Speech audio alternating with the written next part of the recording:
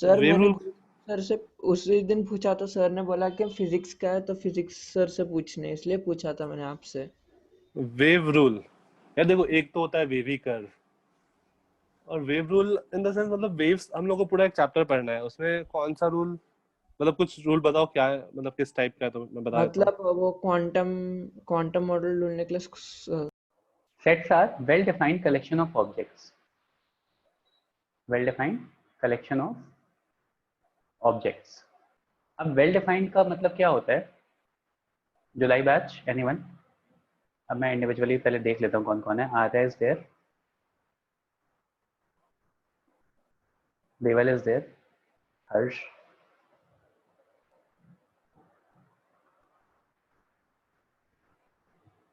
Okay आप leave लिख करके आई एम लीविंग जा सकते हो, कोई प्रॉब्लम नहीं है।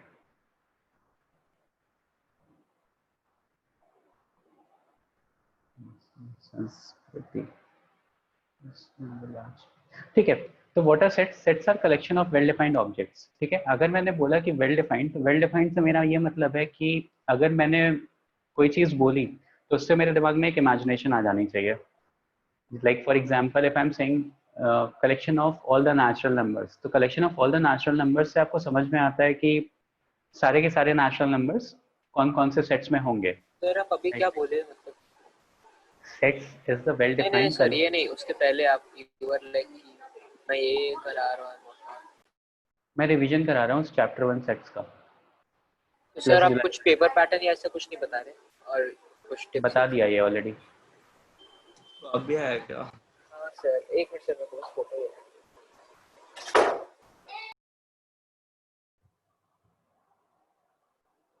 हाँ बस।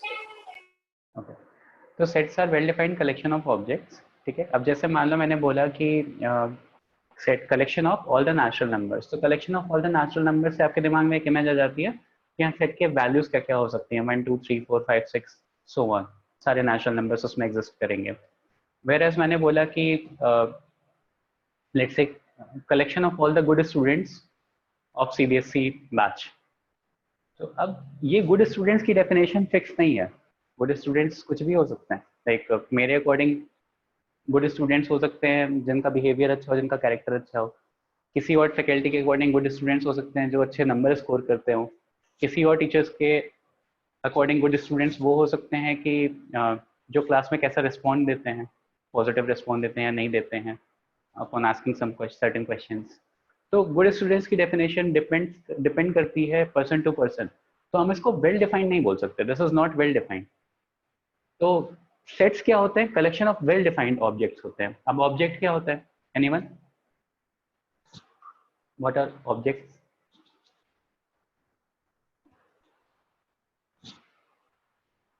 Something which can be counted. components Something which can be counted. of a collection. Components Components of a collection. Okay. Something which can be counted. तो बेटा अगर मैंने बोला कि sum of natural numbers, नहीं मतलब collection of natural numbers, तो natural numbers कितने आप काउंट कर सकते हो क्या? नहीं कर सकते ना। तो फिर हम उसको नहीं बोल सकते कि काउंटेबल अनकाउंटेबल का कोई सिग्निफिकेंस नहीं होता। और क्या हो सकता है ऑब्जेक्ट? ये मैथमेटिकल ऑब्जेक्ट्स की बात कर रहे हैं हम। इसको ऐसे मत सोचना कि रियल लाइफ ऑब्जेक्ट, कि आपका फोन एक ऑब्जेक्ट हो गया, आपके रूम में बैग रखा होगा, टीवी होगी, not these type of objects. मतलब ये भी एक ऑब्जेक्ट है, बट मैथमेटिकली सोचो, उसमें नंबर्स भी होते हैं। ठीक है, एक स्टूडेंट से मैंने पूछा था कि व्हाट आर ऑब्जेक्ट्स मैथ में, तो फिर ही सेड कि शी सेड कि sir anything which has which occupies space and has मास। अब तो नंबर्स कैसे ऑक्यूपाई करेंगे स्पेस, एंड नंबर्स का कैसे मास होगा? तो वो नहीं हो सकता। तो ऑब्जेक्ट और मैटर में बहुत डिफरेंस होता है। कोई और डेफिनेशन? What are objects? जो एक पर्टिकुलर सेट के कंपोनेंट्स होंगे।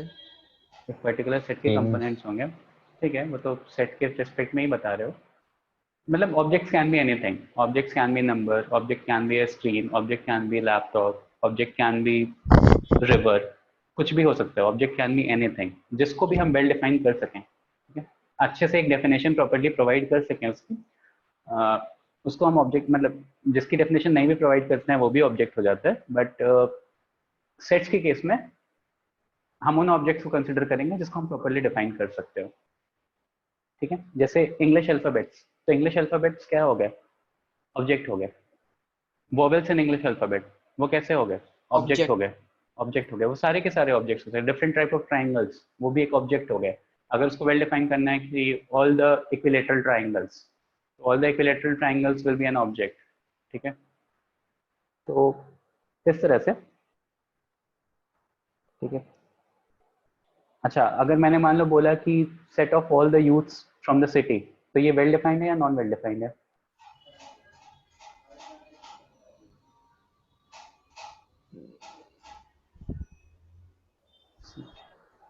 Set of all the youths from a city, from Mumbai.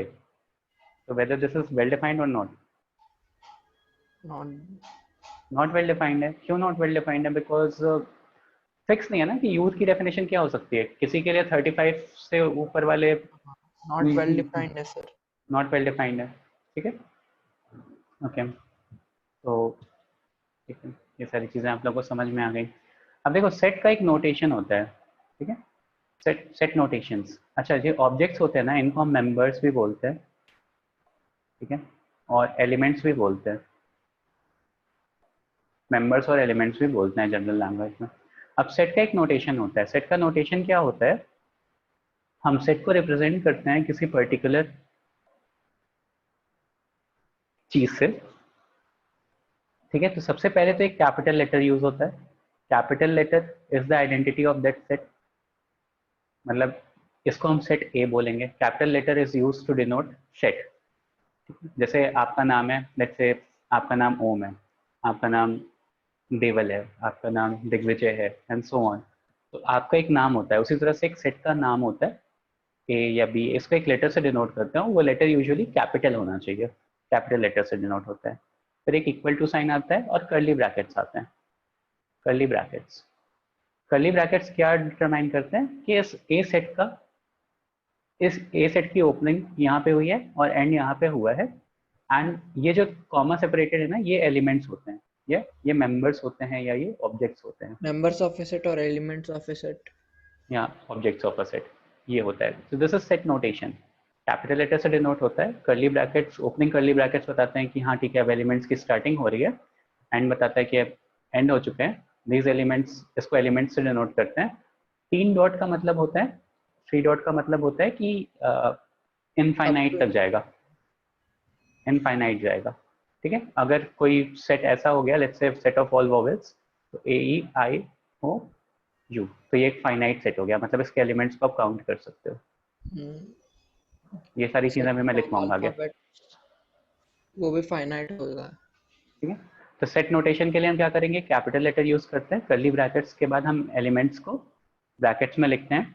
ठीक है, और ये सारी चीजें होती हैं। ठीक है, ऑब्जेक्ट्स, मेंबर्स, एलिमेंट्स, ये सारे सिनोनिम्स हैं, सेम ही चीज है। ठीक है, कैपिटल लेटर से डिनोट करते हैं। अच्छा, एलिमेंट्स को जब भी हम डिनोट करते हैं तो हम स्मॉल लेटर से डिनोट करते हैं। एलिमेंट्स को यूजुअली हम स्मॉल लेटर से डिनोट करते हैं, क्योंकि कैपिटल लेटर सेट के नाम के लिए यूज हो रहा है, मतलब सेट को रिप्रेजेंट करने के लिए यूज हो रहा है। स्मॉल लेटर्स जो होते हैं वो एलिमेंट्स को डिनोट करने के लिए यूज होते हैं। ठीक है, एक सिंबल होता है, ग्रीक सिंबल होता है, इसको बोलते हैं एप्सिलॉन। एप्सिलॉन, इसका सिग्निफिकेंस होता है बिलोंग्स टू। हम मैथ्स में इसको पढ़ते हैं, बिलोंग्स टू के लिए पढ़ते हैं ना। बिलोंग्स टू के लिए पढ़ते हैं। ठीक है, मैथ्स में लाइक अगर मान लो मेरे पास आया कि set A is A E I O U, तो हम बोल सकते हैं A belongs to A, small A belongs to capital A. Capital A, small A belongs to capital A का मतलब ये एक एलिमेंट है, this elements belong to set A, this element belongs to set A. इसका significance ऐसा होता है। ठीक है, this is an Greek symbol.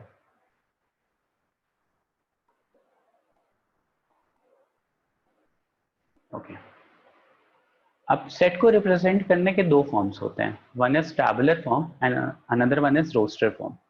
There are 2 methods to represent sets. पहला मेथड होता है टैबुलर फॉर्म और रोस्टर फॉर्म, सेकंड है set builder form.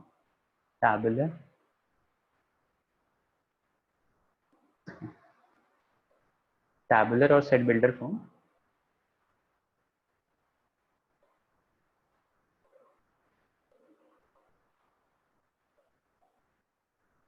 And second one is, sorry, tabular or roster form, and second one is set builder form.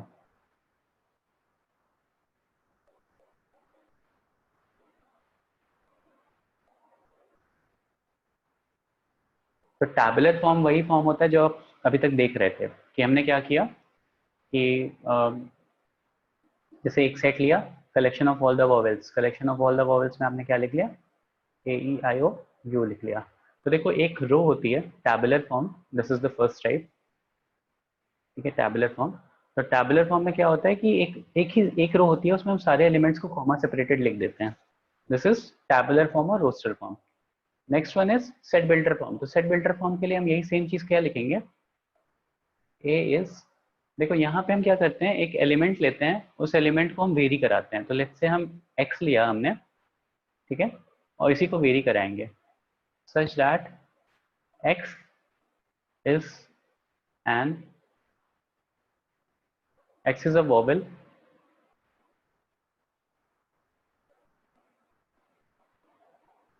x is a vowel of English alphabet, of English alphabet.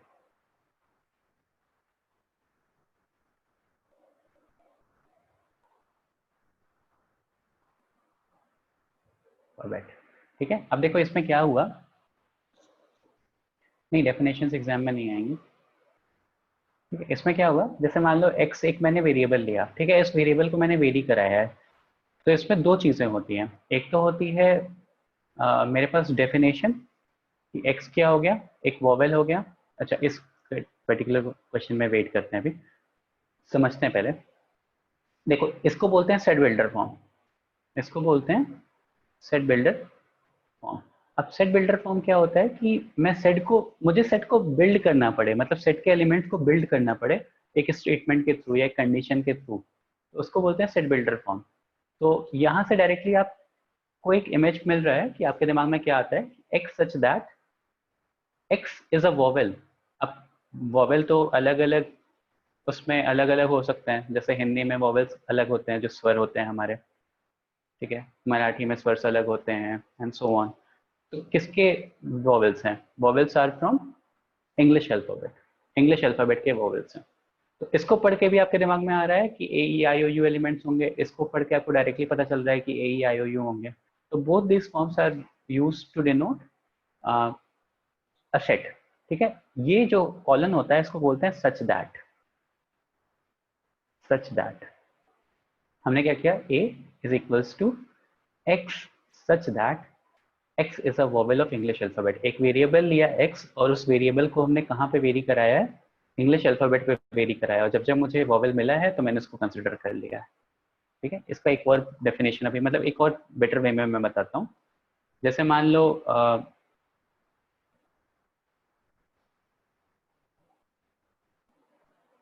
मैंने एक set लिया, ठीक है, capital letter से ही denote करना होता है, जैसे सेट बी लिया, और सेट बी को मैंने ऐसा डिफाइन कर दिया, x such that x is odd number and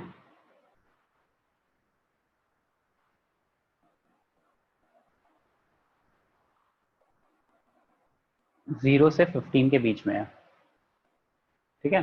तो देखो अगर इस चीज को आप पढ़ोगे तो आपको ध्यान से पता चलेगा कि बी सेट के एलिमेंट्स क्या क्या होते हैं। सबसे पहले तो बी के ऑड नंबर्स हैं, मतलब बी में ऑड नंबर्स हैं सारे, और कहाँ से कहाँ के बीच में, 0 से 15 के बीच में लाई करते हुए हैं, ठीक है। ये लेस देन और इक्वल टू का सिंबल है, इक्वल टू मतलब हो गया कि 15 इंक्लूडेड है। इनइक्वालिटीज तो आप लोग को पढ़ाई दिया है ना। तो अब यहाँ पे क्या आ जाएगा, वैल्यूज क्या क्या आएंगे, 1 3 5 7 9 11 13 एंड 15। तो ये वाली जो फॉर्म हो गई मेरी, ये पहली वाली फॉर्म हो गई टैबुलर और रोस्टर फॉर्म। और ये कैसी हो गई, ये सेट बिल्डर फॉर्म हो गई, सेट बिल्डर फॉर्म हो गई। अब सेट बिल्डर फॉर्म में ना दो चीजें ध्यान में रखनी होती हैं। फर्स्ट थिंग इज डेफिनेशन, कि x को आपने एक वेरिएबल लिया और x है क्या उसको डिफाइन करोगे, तो x is a odd number. x क्या है? x ऑड नंबर है। सेकेंड थिंग जो होती है दैट इज कंडीशन। कंडीशन, जिस कंडीशन पे आप x को वेरी कराओगे। अब x इज ऑड नंबर, तो ऑड नंबर तो बहुत सारे हो सकते हैं, बट कोई कंडीशन देनी पड़ेगी ना। अगर कोई कंडीशन नहीं दोगे तो मतलब पूरे सारे ऑड नंबर्स कंसिडर कर लेगा, वो इनफाइनाइट सेट हो जाएगा। बट कंडीशन देने पे क्या हो जाता है कि शायद से वो फाइनाइट सेट बन जाए, कुछ लिमिटेशंस आ जाए उसमें, क्योंकि मैंने कंडीशन दे दिया कि हाँ भाई यही यही वाले कंसिडर करो। उसमें भी चांसेस हो सकते हैं कि वो इनफाइनाइट हो जाए, बट स्टिल ठीक है। जैसे एक इनफाइनाइट हो जाए ऐसा कंडीशन बता सकता है क्या कोई?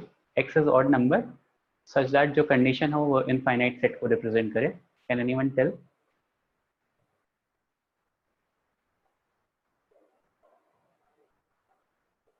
Very good. 2n plus 1 या divisible by 3। X is odd number divisible by 3, तो 3 और फिर 9 फिर 15 एंड सो ऑन, आपको इनफाइनाइट नंबर्स मिलते रहेंगे। तो ऐसी भी कंडीशन आ जाती है जो उसको इनफाइनाइट कर देती है, ऐसी भी कंडीशन आती है जो उसको फाइनाइट कर देती है। तो कंडीशन इज समथिंग कि कहाँ से कहाँ तक एक्स को वेरी कराना है, और डेफिनेशन इज समथिंग जिससे हमें पता चल जाता है कि हाँ एक्स एक्चुअली में है क्या। तो एक्स एक वेरिएबल होता है जिसको हम डिफाइन करते हैं, एक्स सच दैट इसकी डेफिनेशन इंपॉर्टेंट होती है, फिर इसकी कंडीशन इंपॉर्टेंट होती है। कंडीशन मुझे सेट्स को डिटरमाइन करने के काम में आता है, डेफिनेशन मुझे बताता है कि हाँ एक्स को कहाँ से स्टार्ट करके कैसे वेरी कराना है। एक्स इज समथिंग जिसको हम वेरी कराएंगे, तो एक्स इज ऑड नंबर, तो उसको 1 से स्टार्ट करेंगे, 1 3 5 7, और ये सारी कंडीशन के बेसिस पे फिर हम कलेक्ट करेंगे उसको और सेट में लिख देंगे। तो this is set builder form and this is tabular form और रोस्टेड फॉर्म। क्लियर है ये चीज?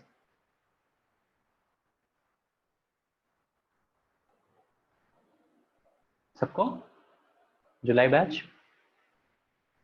Yes, sir. Yes, sir. Okay.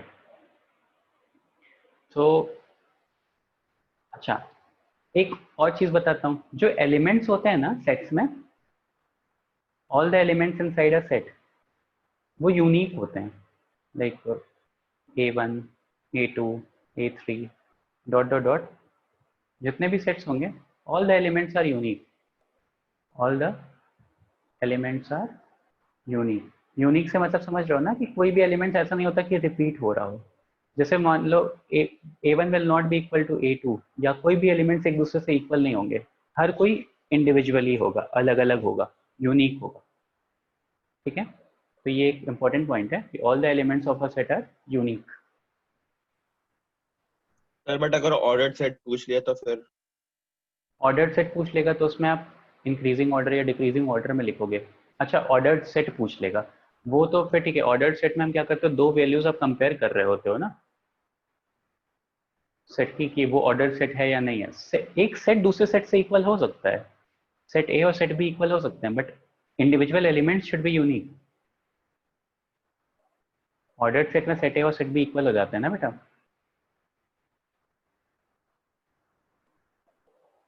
Okay, बाकी लोग ऑर्डर्ड सेट अभी भूल जाओ कि आप लोगों ने कुछ सुना है, वो रिलेशन एंड फंक्शन का पार्ट है। ठीक है, सारे एलिमेंट्स यूनिक होने चाहिए। ठीक है, तो जैसे मान लो मैंने एक क्वेश्चन दिया आप लोगों को, and the question is write the set in tabular form.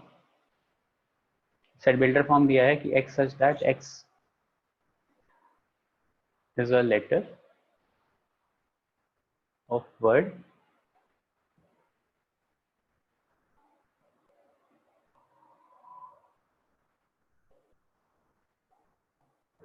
x is a letter of word mathematics.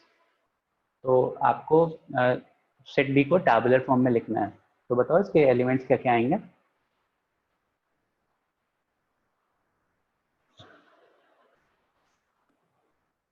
x such that x is a letter of word mathematics. Very good Deval. हाँ सुनील, आपको तो पता ही है। ठीक है, तो क्या हो जाएगा, m आएगा, a आएगा, t h e। अब वापस से m नहीं लेंगे क्योंकि m तो एक बार हो चुका है ना, सारे एलिमेंट्स यूनिक से मेरा ये मतलब था। ठीक है, वापस से a भी नहीं लेंगे, वापस से t भी नहीं लेंगे, फिर i c एंड s। ठीक है, मैथमेटिक्स। अब ध्यान से देखो, यहाँ पे कैपिटल में लिखा था तो हमने यहाँ पे कैपिटल में लिख दिया।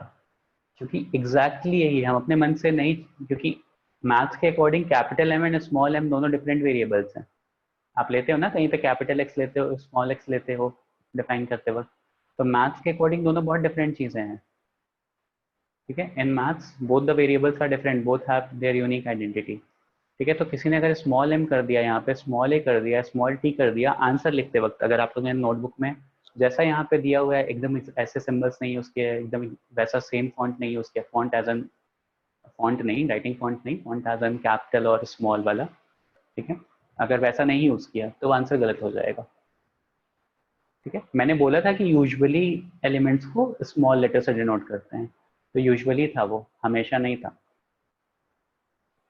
ठीक है, तो यहाँ पे सिंस हमें ऐसा ही गिवन है तो ऐसे का ऐसा ही लेना है मुझे। क्लियर हो गया ये? Yes sir. ओके, तो स्मॉल एम मत कर देना, नहीं तो मैं नंबर काट लूंगा। अगर मैंने ऐसा कुछ क्वेश्चन दिया और आपने लिखा है तो क्योंकि वो गलत है तो इससे नंबर कटेगा, फिर आप लड़ने आ जाओगे कि नहीं सर मैंने तो लिखा था मैथमेटिक्स में मैथ एम स्मॉल है, मतलब एम लिखा हुआ है, ए लिखा हुआ है, तो मैं कहूँगा फिर वहाँ पे कि वो स्मॉल है तो मैंने नंबर काट लिया है।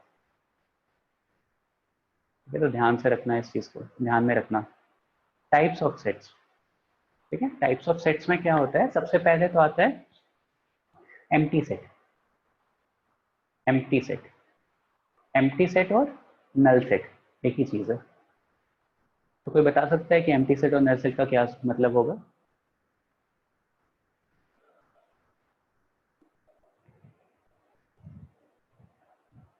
एनीवन? देवल? सर जिसमें एलिमेंट्स नहीं होंगे। जिसमें एलिमेंट्स नहीं होंगे, वेरी गुड।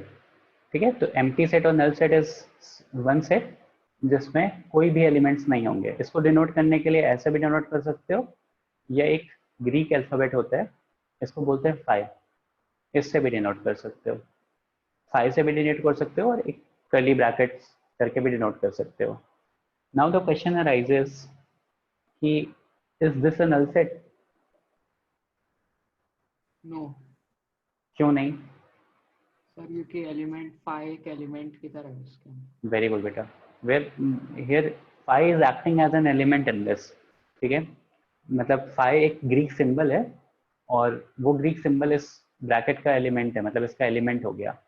ठीक है, इसको सिंगलटन सेट बोलते हैं, सिंगलटन सेट बोलते हैं। सिंगलटन सेट का मतलब हो गया कि जिसमें बस एक ही एलिमेंट हो, जिसमें बस एक ही एलिमेंट हो, ऐसे सेट्स को हम बोलते हैं सिंगलटन सेट। जैसे मान लो ऐसा लिख दिया तो this is a singleton set, क्योंकि इसमें एक ही एलिमेंट है and that element is A. तो क्या होता है, this is not a null set, क्योंकि इसमें phi as an element act कर रहा होता है। जब भी सेट्स की कर्ली ब्रैकेट्स के बीच में आपने कुछ लिख दिया तो वो उसका एलिमेंट हो गया। ठीक है, ऐसा मान के चलो। तो ये दोनों रिप्रेजेंटेशन होते हैं नल सेट के, ये नहीं होता है, this is not a null set. Okay, तो मुझे बताओ कि ये नल सेट है क्या? x such that x is an element of natural number, और कंडीशन दी है, तो whether this set is a null set? Yes sir. सबको दिख रहा है ना, this set is a null set.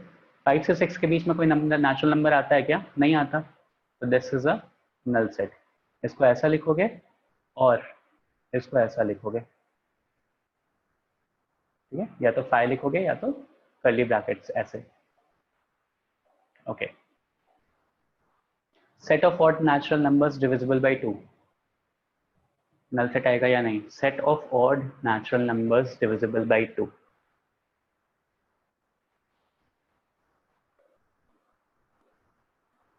set of odd natural numbers divisible by 2, whether the following will be a null set or not. Okay, Om कह रहा है नल नहीं होगा। क्यों ओम नल नहीं होगा बेटा, बताओ अभी सबको। सर क्योंकि वो डिविजिबल नंबर्स तो है ना 2 से हाँ, नेचुरल, जैसे नंबर्स बताओ जल्दी जल्दी। 2 4 all even numbers. Odd even numbers कहाँ लिखा हुआ है? ऑड नेचुरल ऑल नंबर्स लिखा हुआ ऑल है। ऑल नहीं, ऑड लिखा है, ओ डबल डी। अच्छा ठीक है, फिर नहीं होगा। नहीं होगा ना, ये ऑल कैसे लग रहा था? ठीक है, नल सेट आएगा ये, this will be a null set. ये ऑड है, O double D, A double L नहीं लिखा है वो, इतनी भी खराब राइटिंग नहीं है, मतलब राइटिंग खराब है मैं मानता हूँ, लेकिन इतना पढ़ सकते हो। ओके, फाइनाइट और इनफाइनाइट सेट आप लोग को पता है कि जिसके एलिमेंट्स को, नंबर ऑफ एलिमेंट्स को हम काउंट कर सकते हैं वो फाइनाइट सेट हो गया, जिसके नंबर ऑफ एलिमेंट्स को हम काउंट नहीं कर सकते वो इनफाइनाइट सेट हो गया। ध्यान रहे यहाँ पे वर्ड की वर्ड क्या है, number of elements, finite set, non finite set, number of elements, ठीक है। नंबर ऑफ एलिमेंट्स अगर काउंट कर पा रहे हो तो फाइनाइट हो गया। नंबर, अच्छा अब एग्जाम्पल ही ले लो, x such that x element of real numbers, तो ये फाइनाइट सेट है कि इनफाइनाइट सेट है जुलाई बैच? इनफाइनाइट। इनफाइनाइट सेट है, सबको दिख रहा है ना कि 0 से लेकर के 1 के बीच में, अरे 0 से लेकर के 0.000001 के बीच में ही इनफाइनाइट नंबर्स हो जाते हैं। 0 से 1 तो बहुत दूर हो गया, इसमें मैं करोड़ जीरो और जोड़ दूंगा तो भी उसके बीच में इनफाइनाइट नंबर्स हो सकते हैं। ठीक है, ये पॉइंट समझ में आता है ना? Okay, what are equal sets? Finite and infinite. Number of elements अगर काउंट कर सकते हो तो फाइनाइट, नंबर ऑफ एलिमेंट्स नहीं काउंट कर सकते हो तो infinite. Now what are equal sets?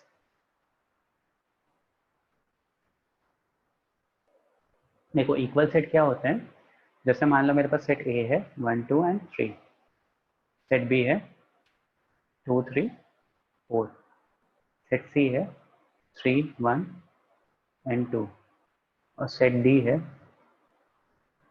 1 2 and 4, और 1 2 4 एंड 5 ले लिया। ठीक है, अब बताओ, नहीं एक और सेट लेता हूँ, सेट ई है 1 2 एंड 3। तो अगर इक्वल सेट आपको लिखा हुआ है सामने और आपको ये 5 सेट दिए हुए हैं, तो which all sets are equal? Anyone from July batch? बाकी लोग भी अपना आंसर लिख सकते हो चैट सेक्शन में, मैं वेरीफाई तो करूँगा, बट जुलाई बैच वाले कम्युनिकेट करेंगे। कौन कौन से सेट्स इक्वल है बेटा? ओके, हर्ष ने बोला, वेरी गुड देवल, सही आंसर है। मैं देखो, जिसने बस ए एंड सी बोला, ई क्यों नहीं? और जिसने ए एंड ई बोला, सी क्यों नहीं?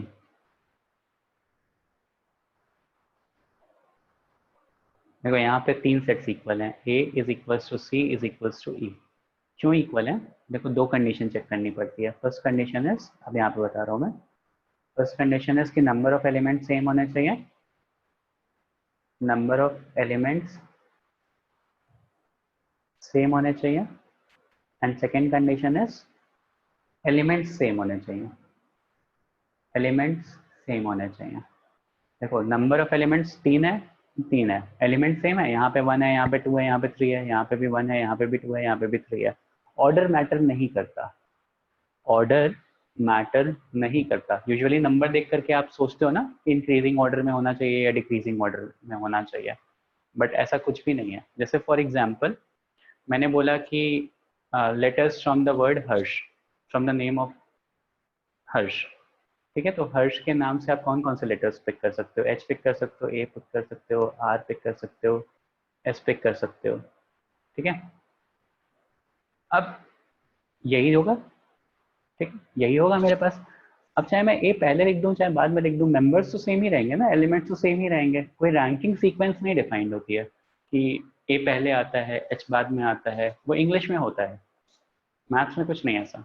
अब मैथ्स में भी आप कहोगे कि सर नंबर्स तो होते हैं ना मैथ्स में वो 1 पहले आ सकता है 2 बाद में आ सकता है, ठीक है, बट उसका सीक्वेंस मैटर नहीं करता सेट्स के अंदर में। सेट्स के लिए 1 एक एलिमेंट है, 2 एक एलिमेंट है, 3 एक एलिमेंट है, आप उसको किसी भी पोजिशन पे रखो, फर्क नहीं पड़ता। ठीक है, क्लियर है? तो ए सी और ई यहाँ पे कैसे एलिमेंट्स हो गए?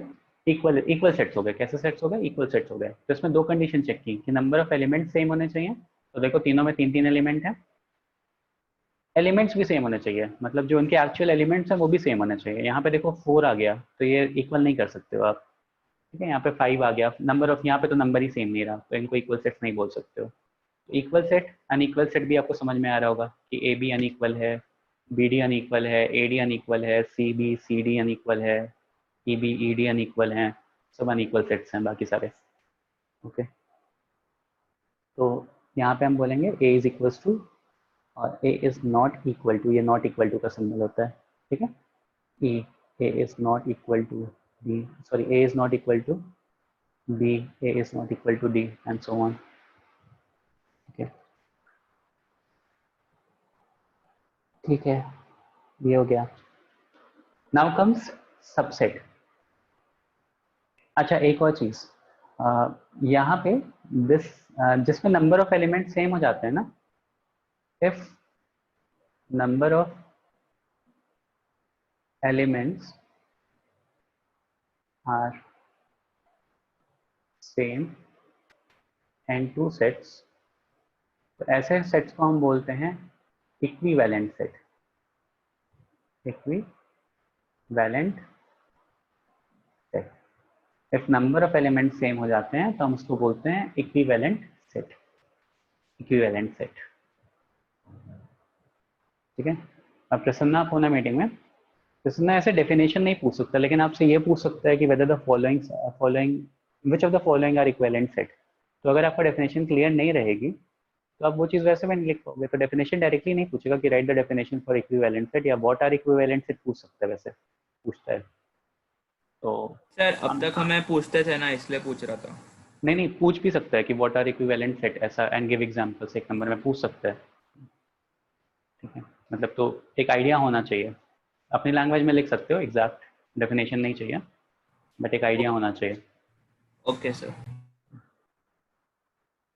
Okay, next is subsets.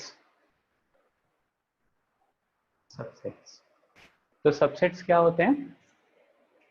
जैसे मान लो मेरे पास एक ए है, ठीक है, 1 2 एंड 3 रिटर्न है यहाँ पे, और एक बी है जिसमें 1 और 2 है, और एक सी है जिसमें 2 और 3 है, और एक डी है जिसमें 3 2 और 1 है, ठीक है, और एक ई है जिसमें 1 2 3 5 ऐसा कुछ है, ठीक है। तो देखो सबसेट का सिंबल होता है सी ही होता है, मतलब ऐसा यू बना दो, राइट साइड फेसिंग यू बना दो, ठीक है, ये सबसेट का सिंबल होता है, ठीक है। तो अगर मैंने ऐसा लिखा कि B is subset of A, तो ट्रू और फॉल्स। सबसेट का मतलब क्या हो गया कि उस B के सारे एलिमेंट्स A में होने चाहिए। सबसेट का सिग्निफिकेंस होता है कि लेफ्ट हैंड साइड पे जो एलिमेंट्स लिख रहे हो वो सारे एलिमेंट्स राइट हैंड साइड वाले सेट में होने चाहिए। All the elements of B, all the elements of B should be present in A, ठीक है, ये हो गया। All the elements of B should be present in A। तो B के सारे एलिमेंट्स A में प्रेजेंट हैं, हाँ हैं, तो दिस विल बी ट्रू। देखो 1 और 2 है B में, और 1 और 2 यहाँ प्रेजेंट है, तो दिस विल बी ट्रू, ठीक है। अगर मैंने बोल दिया कि C is a subset of A, तो ट्रू है, दिस इज ऑल्सो ट्रू। आप देख सकते हो C के सारे एलिमेंट्स प्रेजेंट हैं A में, ठीक है। अगर मैंने बोल दिया कि A is a subset of E, तो ट्रू है। A के सारे एलिमेंट्स प्रेजेंट हैं E में, तो ट्रू है, ठीक है। ये जो राइट हैंड साइड, ये B होता है सबसेट, A होता है सुपर सेट, A होता है सुपर सेट। हाँ आयुष, ठीक है, A होता है सुपर सेट। तो अब देखो, अगर मैंने बोला कि D is a subset of A, तो ये ट्रू है या फॉल्स है? जुलाई बैच, बाकी सारी चीजें तो ठीक थी, इज दिस ट्रू और फॉल्स? True sir.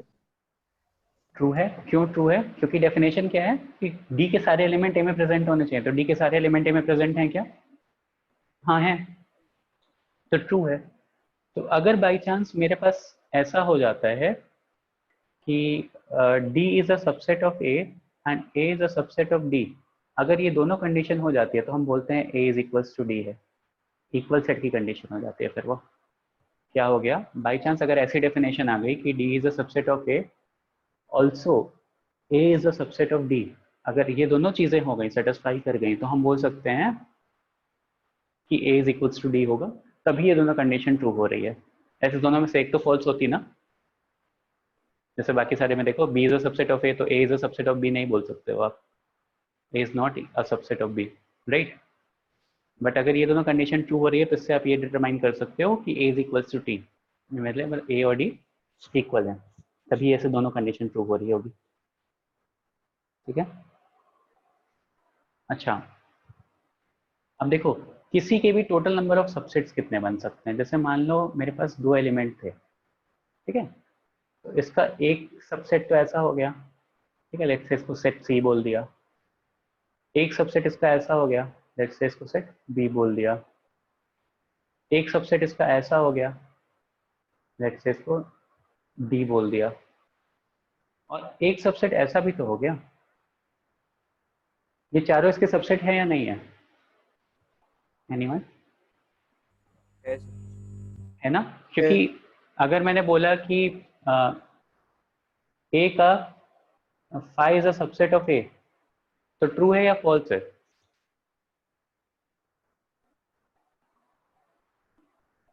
ये ट्रू है, ट्रू। ठीक है। याद रखना कि null set is a subset for every set, null set is a subset for every set, null set is a subset for every set, ठीक है। तो टोटल कितने सबसेट्स बन सकते हैं? 4 सबसेट्स बन सकते हैं, ठीक है, इससे ज़्यादा सबसेट्स नहीं पॉसिबल है। तो टोटल नंबर ऑफ सबसेट्स का फॉर्मूला क्या हो गया? टोटल नंबर ऑफ सबसेट का फॉर्मूला क्या हो गया? टोटल नंबर ऑफ सबसेट का फॉर्मूला होता है 2 टू द पावर n, जहाँ पे n क्या होता है? Number of elements. देखो यहाँ पे 2 एलिमेंट्स थे, तो इसके टोटल नंबर ऑफ सबसेट्स बन सकते हैं 2 टू द पावर 2, 4, और वो 4 सबसेट्स मैंने बना के देख लिया। अगर कहीं पे 3 एलिमेंट्स हैं तो उसके टोटल नंबर ऑफ सबसेट्स कितने बन सकते हैं? 8, 2 का क्यूब। अगर कहीं पे 5 एलिमेंट्स हैं तो टोटल नंबर ऑफ सबसेट्स कितने बन सकते हैं?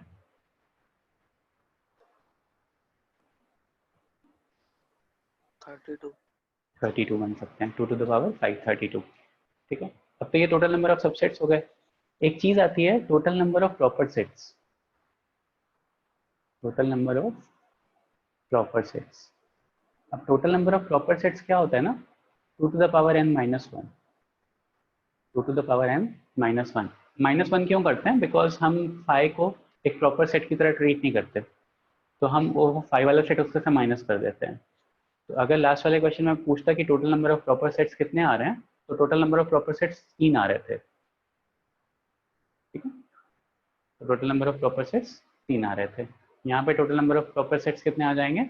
अगर टोटल नंबर ऑफ एलिमेंट्स 5 हैं तो नंबर ऑफ प्रॉपर सेट्स कितने हो जाएंगे? 2 to the power 5 minus 1, that is equals to 31, that is equals to 31। Total number of sets पूछेगा तो क्या हो जाएगा?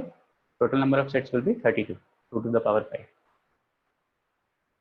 Total number of sets will be subsets, मतलब total number of proper subsets sets. ये क्लियर हो गया सबको? ओके। अच्छा, अगर मैंने एक स्टेटमेंट लिखा कि every set is a subset of itself, तो ट्रू और false?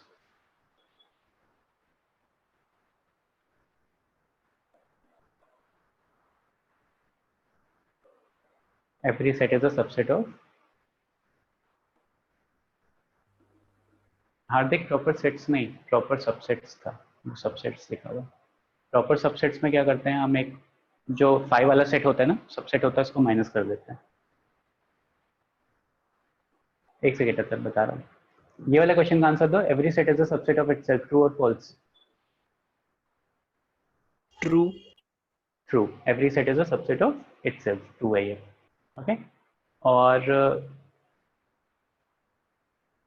Difference of sets portion में नहीं है, ठीक है, दैट इज करेक्ट। लेकिन फिर भी मैं बताऊंगा क्योंकि आईआईटी के पोर्शन में है और आपको सेट्स दोबारा से मैं नहीं पढ़ाना चाह रहा, अभी 12th वालों को पढ़ाया है फिर से, तो मैं डिफरेंस ऑफ सेट्स फिर भी बताऊंगा। ठीक है, तो every set is a subset of itself, this is true. ठीक है, जैसे पिछले वाले एग्जाम्पल में देखो कि ए बी एक सेट था, तो बेसिकली सेट ए ही लिखा हुआ है, ये उसका सबसेट भी है। ठीक है,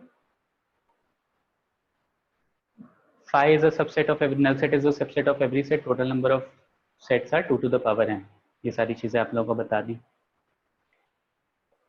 ठीक है, ओके।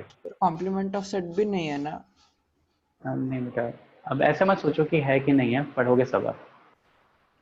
ठीक है, अभी एग्जाम में तो नहीं आएगा ना? अभी एग्जाम में तो हाँ नहीं, जो सिलेबस कन्फाइंड आपको सीबीएसई ने दिया है उसी से रिलेटेड क्वेश्चंस आएंगे।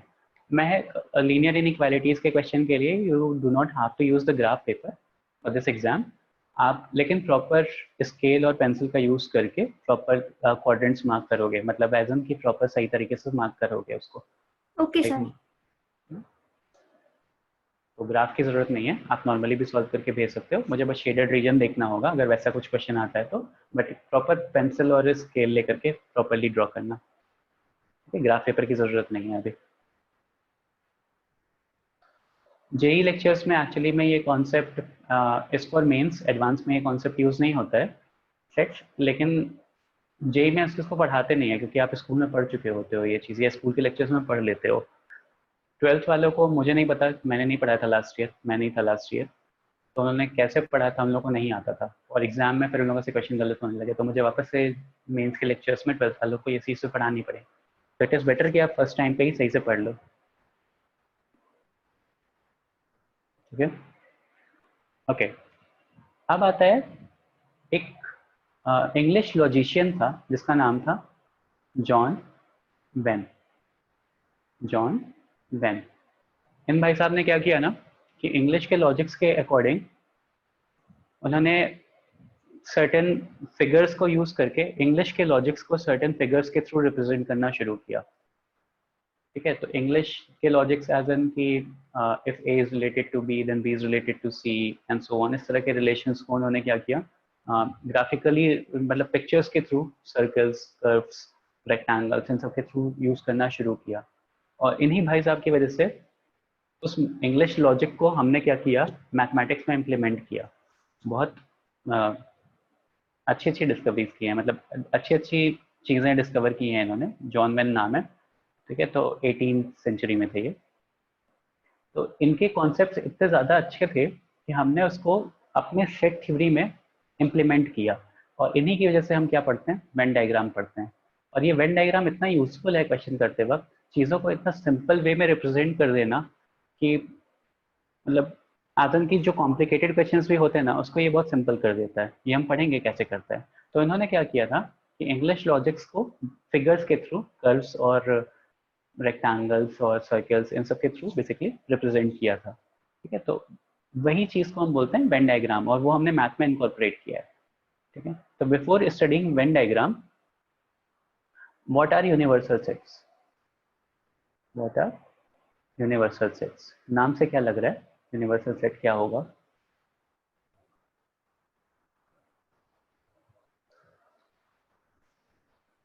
सब कंबाइंड होके, सब कंबाइंड। बेटा हार्दिक मैंने पढ़ लिया है, एक सेकेंड लेट मी, मैं कुछ बता रहा हूँ तो वैसे बीच में लेक्चर रोकना अच्छा नहीं लगता ना, होल्ड करो बताता हूँ। हाँ, what are universal sets? Anyone from July batch? Ayush, वो डेफिनेशन थोड़ी गलत लग रही है मुझे। सब कंबाइंड कैसे हो सकता है?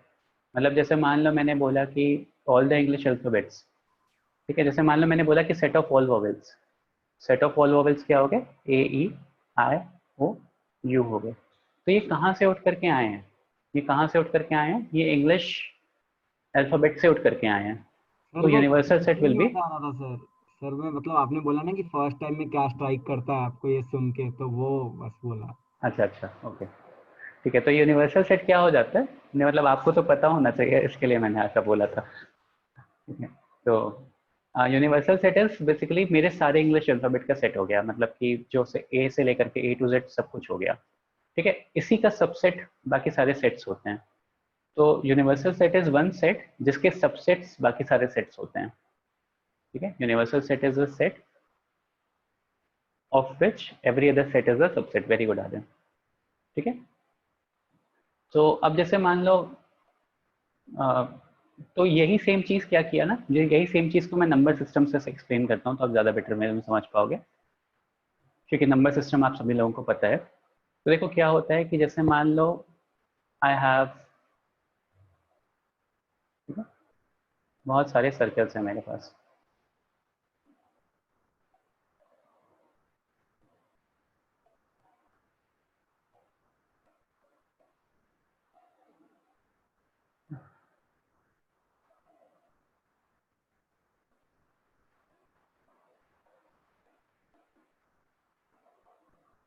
ओके। अब जैसे लेट्स से ये बोला कि ये नेचुरल नंबर्स को रिप्रेजेंट कर रहा है, ये सर्कल नेचुरल नंबर्स को रिप्रेजेंट कर रहा है, ठीक है। एक सर्कल के दूसरे सर्कल के अंदर होने का मतलब है कि वो सबसेट हो गया। तो ये बड़ा वाला सर्कल होल नंबर को रिप्रेजेंट करेगा, this circle will represent whole numbers. अगर ये नेचुरल नंबर को रिप्रेजेंट कर रहा है, बोल सकता हूँ ना कि अगर ये नेचुरल नंबर्स है तो natural number is a subset of whole numbers, क्योंकि उसमें जीरो भी इंक्लूड हो जाता है, तो एक और डिजिट हो गया, तो नेचुरल नंबर तो सबसेट हो गया, छोटा हो गया होल नंबर से। फिर whole numbers is a subset of integers, integers बोल दिया मैंने। फिर integers is a subset of rational numbers हो गया, रैशनल नंबर्स को हम टू से डिनोट करते हैं ना, रैशनल नंबर्स हो गए। ये मेरे पास इरैशनल नंबर हो गया, इरैशनल नंबर हो गया। अब देखो रैशनल नंबर और इरैशनल के नंबर्स के बीच में कोई वो नहीं है, मतलब कुछ कॉमन नहीं है, तो इसलिए मैंने दोनों को बहुत दूर दूर रिप्रेजेंट किया, दूर दूर एज कि कुछ भी इंटरसेक्शन नहीं है, कुछ भी कॉमन नहीं है दोनों में, ठीक है। वेयर एज दिस, ये जो बड़ा वाला ये यूनिवर्स डिनोट कर रहा है, इसको प्लैनेट्स की तरह भी देख सकते हो, ये पूरा मेरा यूनिवर्स हो गया, this is my universal set. Universal set basically क्या हो गया, कॉम्प्लेक्स नंबर हो गया, जिसमें हम रियल प्लस इमेजिनरी दोनों देख सकते हैं। इस पर्टिकुलर सिचुएशन में रियल नंबर्स भी यूनिवर्सल सेट की तरह एक्ट कर सकते हो कि real numbers is a universal set जिसके सारे सबसेट्स हैं, irrational number, rational number, all the sets are. तो आप इसको रियल नंबर्स की तरह ट्रीट कर सकते हो, आप इसको कॉम्प्लेक्स नंबर की तरह भी ट्रीट कर सकते हो, बट कॉम्प्लेक्स नंबर अभी रहने दो, जुलाई बैच में पढ़ा नहीं है। तो ये रियल नंबर्स हो गए, तो universal set is the real numbers, whereas बाकी सारे जो सेट्स हैं वो क्या है, उसके सबसेट्स हैं। जैसे rational number is a subset of real number, irrational number is a subset of real number, integers are a subset of real numbers. तो सारे के सारे जितने भी आपने नोट किए हैं यहाँ पे नंबर्स, वो सारे के सारे सबसेट्स हैं। देखो for this reason rational numbers will act as a universal set. Rational इस रीजन के लिए रैशनल नंबर भी यूनिवर्सल सेट की तरह एक्ट कर सकता है, जरूरी नहीं है कि रियल सेट को ही यूनिवर्सल सेट होना पड़े, rational number can also act as a universal set. दिख रहा है ना, क्योंकि रैशनल नंबर क्या हो गया, as a super set for integers, whole numbers and natural numbers. तो ये इंटीजर, होल नंबर और नेचुरल नंबर क्या हो गए, ये सब के सब उसके सबसेट्स हो गए रैशनल नंबर के। तो इस रीजन के लिए rational number can act as a universal set. Similarly integer can also act as a universal set. तो that depends upon the condition कि किसके लिए बात कर रहे हैं। तो यूनिवर्सल सेट एकदम जरूरी नहीं है कि एकदम सबसे बड़ी वाली चीज ही यूनिवर्सल सेट हो, उस डिफाइंड वैल्यू में जो सबसे बड़ा है, जो सबसे बड़ा सेट है, जो collection of all the sets है, सबसेट्स है, उसको हम यूनिवर्सल सेट्स बोलते हैं। ये क्लियर हुआ? Is this thing clear July batch? Yes sir. ठीक है, और यही जो डायग्राम बन रहे हैं ना कि एक सबसेट हो गया दूसरे का, दूसरा सबसेट हो गया तीसरे का, तीसरा सबसेट हो गया चौथे का, एंड सो ऑन, इसी रिप्रेजेंटेशन को देखो सर्कल्स और रेक्टेंगल्स या डिफरेंट एलिप्स की तरह, डिफरेंट टाइप ऑफ कर्व्स की तरह हमने डिनोट किया है। यही जॉन वेन ने डायग्राम दिया था, this is a part of Venn diagram. इस पे हम बहुत डिटेल में नेक्स्ट लेक्चर में पढ़ेंगे वेन डायग्राम पे, ठीक है। तो अभी के लिए यहाँ पे लेक्चर में होल्ड कर रहा हूँ। तो आप एक काम करना, वेन डायग्राम के पहले तक जो थ्योरी बिल्डअप होती है वो सारी थ्योरी एक बार रिवाइज कर लेना, ठीक है। और एक बार सॉल्व एग्जाम्पल्स देख लेना सारे आपका एनसीईआरटी से अपने, और थोड़ा बहुत वेन डायग्राम तक पढ़ लेना थ्योरी जो भी गिवन है आपके एनसीईआरटी में, ठीक है। नेक्स्ट लेक्चर में मैं यहाँ से कंटिन्यू करूँगा, नेक्स्ट लेक्चर में सेट्स कंप्लीट करेंगे। Also there might be an extra lecture for you guys everyone जो भी इस मीटिंग में है, जिसमें मैं रिलेशंस पढ़ाऊंगा। तो जुलाई बैच के लिए कंपलसरी होगी, आप सबके लिए ऑप्शनल होगी। डेट एंड टाइम आपके ग्रुप पे पोस्ट हो जाएगा एंड आप चाहो तो वो लेक्चर अटेंड कर सकते हो। उसमें मैं रिलेशन का भी रिवीजन कराऊंगा, रिलेशंस एंड फंक्शंस का। ठीक है, तो फ्राइडे को मेरे ख्याल से नेक्स्ट लेक्चर है ना, फ्राइडे को आफ्टर फ्राइडे ही वो लेक्चर होगा मेरे ख्याल से, सैटरडे या संडे में होगा। ठीक है, हार्दिक टेस्ट की डेट शीट अभी नहीं आई है, but Joyce sir will be communicating that. मैं आज उनको कॉल करता हूँ, तो आज के आज ही हो सकता है वो आपको पोस्ट हो जाए। सर पनवेल वाले ग्रुप में भी भेजने बोलो ना। पनवेल वाले ग्रुप में, हाँ पनवेल वाले ग्रुप में भी भेजेंगे बेटा। ठीक है, जो भी चीज़ें पोस्ट होंगी वो सब में होंगे।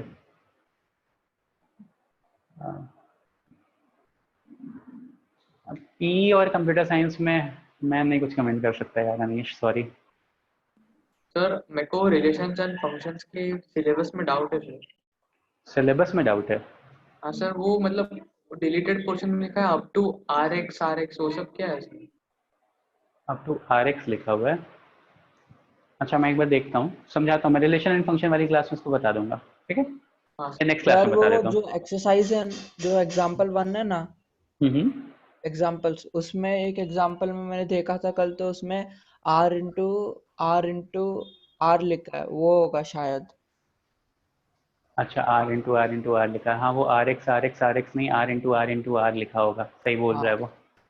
हाँ सर। हम्म, वो ठीक है कोई, डिलीटेड होगा। हाँ ठीक है, कोई दिक्कत होगी तो आप सर लोगों को अब अंदाज से मतलब कभी होगा अंदाज से?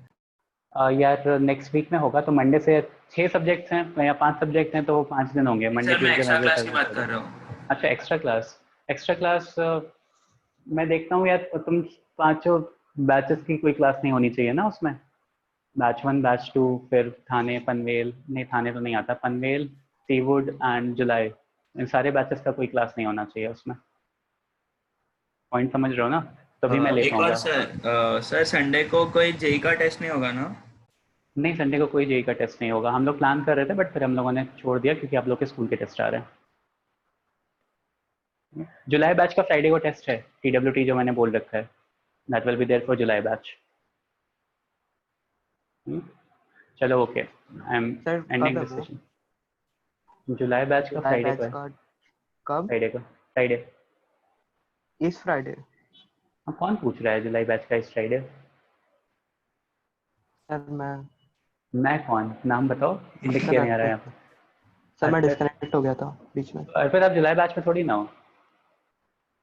अच्छा हाँ, आप वो बोल रहे हो, ठीक है। सॉरी, मुझे लगा अपने बैच का। नहीं जुलाई बैच का है, इसीलिए मैंने कंफर्म किया कि कौन बोल रहा है। जुलाई बैच को तो मैंने अनाउंस किया था। ओके चलो ठीक है, thank you everyone, Guys, bye. Thank you. हाँ एंड नहीं कर रहा हूँ मैं, चेंज कर रहा हूँ। Thank you everyone.